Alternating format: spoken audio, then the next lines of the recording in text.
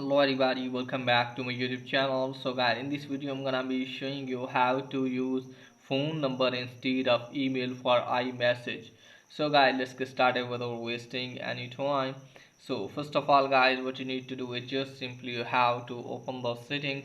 So from here guys, what you need to do is just simply have to scroll it down a bit, and from here guys, what you need to do is just simply you have to locate for the iMessage. Here it is, just simply have to tap on that. Now from here guys, what you need to do is just simply have to tap on send and receive option. Here it is guys, just simply have to tap on that. So you can see here guys, here is nothing to check that phone number because I haven't added my phone number for iMessage. So first of all you have to add the phone number. For that you have to go back and just simply have to tap on your Apple ID.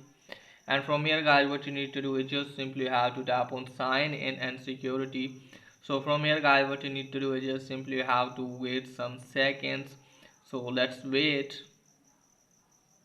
So from here guys, what you need to do is just simply have to tap on edit, and you can easily see here add email or phone number. Tap on that, and from here you have to tap on add a phone number. And it is guys, just simply have to tap on that and just simply have to put the phone number including your country code, and after that a verification code will be sent to your phone number. Just simply have to put that phone number.